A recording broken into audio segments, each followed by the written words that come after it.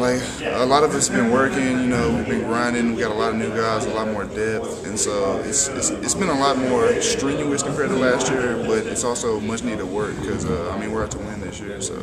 So can you talk a little bit about how you're feeling this time of year to how you were feeling this time last year? I mean, obviously different position, you know, you kind of put on some more weight and doing some different things. Like, you know, where you at, like, as far as in comparison to last year and this year? Comparison to last year, myself? Yes, sir. Well, like I said earlier in some interviews, I've had to definitely, like, continue to work, and, like, coming off an injury is completely different than, you know, going through the rest of the season, the rest of spring, and then just going right back into practice. I came off an injury, missed about 10 months or so of football, so I've definitely got, like, a lot to work on, my foot speed, my quickness, my hands and stuff, so, I mean, I'm progressing every day, so.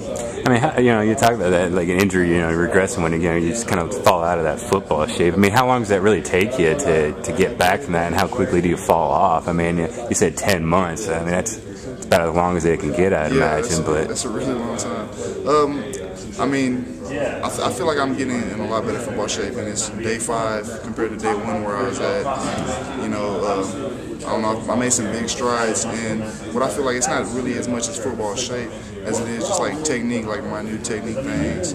So it may be like a certain step here, or my hands need to go here, and just like my new stuff like that. I mean, how much of a difference is there in technique? I mean, from where you were before? Because you were at end last year, right? No, I was a D tackle. Were you a D tackle? Yeah. But see, now they got you listed as nose, right? Yeah. I mean, but see, I was talking to Kevin Young, and, you know, he said it's not necessarily traditional nose tackle. You know, I think nose tackle, you think 3-4 defense. I mean, what's the difference? What's the difference between, like, D tackle and nose tackle? Well, I mean, as far as nose tackle and a 4-3 as opposed to a nose tackle and a 3-4. In a 3-4, your nose tackle would be primarily probably like in a zero technique, right head up on the center. Whereas in a 3-4, your nose tackle would be either next to the center in a 1 or in a 2-eye, which is like to the right or left side of the guard.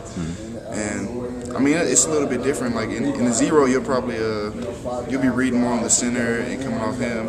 Whereas in a 4-3, you'll be more attacking like a shoulder and getting good hand placement. You know, chopping your feet and making a rip. And so I mean, there's some different techniques. So you have to get after the quarterback more, I imagine. Yeah, you're able to get after the quarterback a little bit too.